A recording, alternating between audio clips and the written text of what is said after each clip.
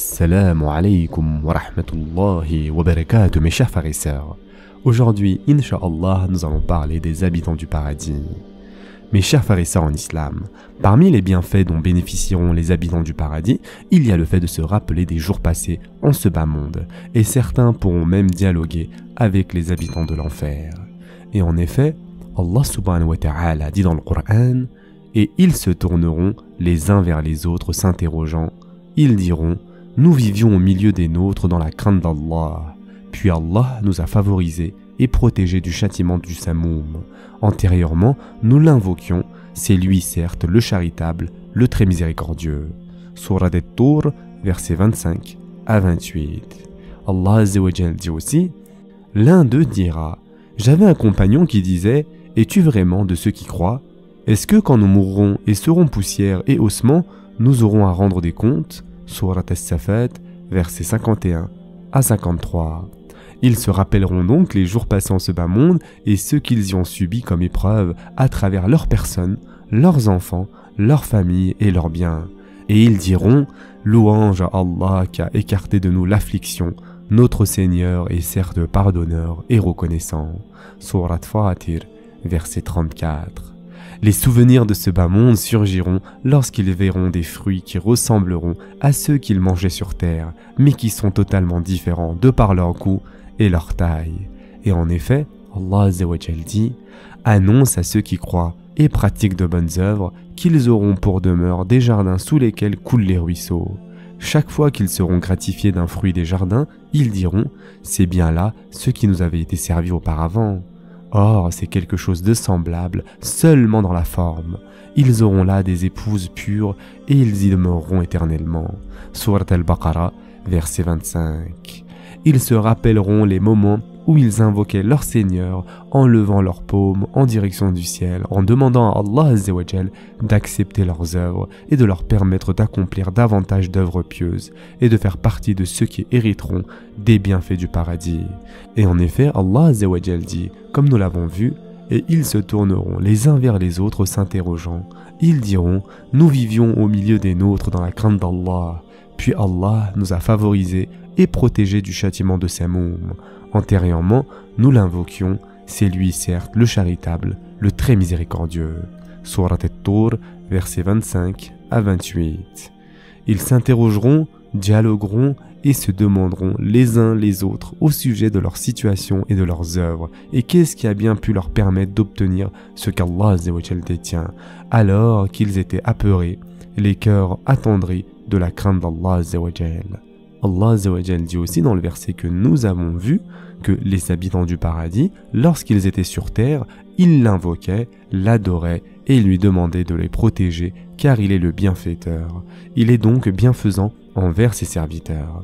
Il est le très miséricordieux et sa miséricorde est infinie. Il est celui qui, si on l'adore, on est récompensé et si on lui demande, il répond. Ibn Kathir a dit, au sujet de ce verset, il a été rapporté un hadith par Anas ibn Malik radiallahu an que le prophète sallallahu alayhi wa sallam a dit « Lorsque les habitants du paradis entreront au paradis, ils auront envie de voir leurs frères. Le divan de l'un d'entre eux se déplacera jusqu'à se positionner face à celui de son frère et ils pourront discuter, tous deux accoudés sur leur divan. Ils parleront de leurs jours passés en ce bas monde et l'un d'eux dira à son ami « Ô un tel, sais-tu quel jour Allah nous a pardonné? C'est le jour où nous étions à un tel endroit. Nous l'avions invoqué et il nous a pardonné. » Il est aussi rapporté que Masrouq tient de Aïcha radiallahu anha, quand elle lisait le verset que nous venons de citer, elle disait « Ô Allah, comble-nous de tes faveurs et préserve-nous de la chaleur de l'enfer.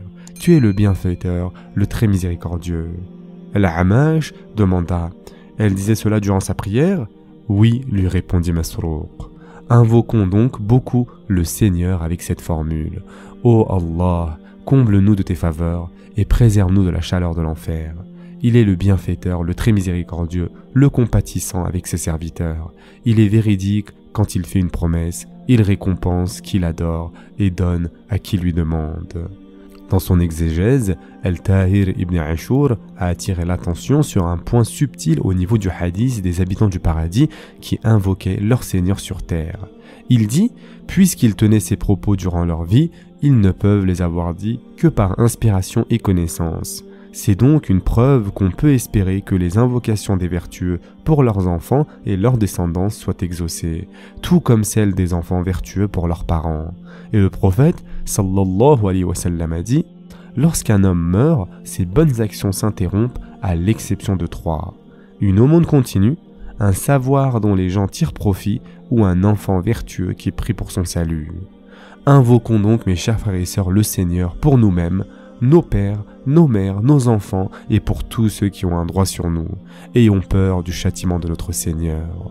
De plus, mes chers frères et sœurs, le prophète sallallahu alayhi wa sallam a dit dans un hadith qudsi, Allah azza wa jalla a dit, par ma puissance, je ferai en sorte que mon serviteur ne pourra avoir peur dans les 2 mondes, ni qu'il se sente à l'abri du châtiment dans les 2 mondes. S'il se sent à l'abri du châtiment divin dans ce bas monde, alors je lui ferai peur dans l'au-delà. Et s'il avait peur de moi dans ce bas monde, je ferai en sorte qu'il se sente à l'abri du châtiment le jour de la résurrection. Bukhari rapporte aussi qu'Ibn Mas'ud radiallahu anhu a dit, le croyant voit ses péchés comme s'il était assis sous une montagne craignant qu'elle ne s'écroule sur lui. Et l'homme sans moralité voit ses péchés comme s'il s'agissait d'une mouche qui passe devant son nez et qu'il chasse de sa main comme ceci. Mes chers frères et sœurs en islam, Allah Azza wa Jalla nous informe que celui qui goûtait un bonheur éphémère sur terre sans avoir peur d'Allah est la cause du châtiment divin le jour de la résurrection. Et en effet, Allah subhanahu wa ta'ala dit, quant à celui qui recevra son livre derrière son dos, il invoquera la destruction sur lui-même, et il brûlera dans un feu ardent, car il était tout joyeux parmi les siens, et il pensait que jamais il ne ressusciterait. Surat Al-Inshiqaq, versets 10 à 14. C'est parce qu'il goûtait auprès des siens à un bonheur éphémère qu'il appellera le malheur sur lui, et il sera introduit dans les flammes de l'enfer. Or, un tel homme ne pouvait avoir peur du châtiment divin. Et ce qui prouve cela, c'est lorsqu'Allah dit « Il ne pensait pas qu'un jour il serait ressuscité » yani qu'il retournerait à son Créateur. Et il est évident qu'un homme qui pense qu'il ne va pas être amené à la vie après la mort ne peut avoir peur du châtiment. Quant auprès des siens, il goûte au bonheur éphémère puisqu'il ne croit pas au jour des comptes ni à la rétribution. Et en effet, Allah subhanahu wa ta'ala a dit « Et les gens de la gauche, que sont les gens de la gauche? Ils seront au milieu d'un souffle brûlant et d'une eau bouillante, à l'ombre d'une fumée noire, ni fraîche ni douce. Ils vivaient auparavant dans le luxe. Ils persistaient dans le grand péché, c'est-à-dire le polythéisme, et disaient « Quand nous mourrons et serons poussière et ossements, serons-nous ressuscités ?» Surat Al-Waqi'a, versets 41 à 47. Mes chers frères et sœurs en islam, jouir sans retenue des plaisirs de la vie et nier la résurrection est une preuve qu'il ne ressentait aucune peur du châtiment divin quand il était sur terre, et c'est la raison pour laquelle il finira en enfer. Allah Azza wa Jalla dit que la peur du châtiment divin est une cause d'entrée au paradis et du salut.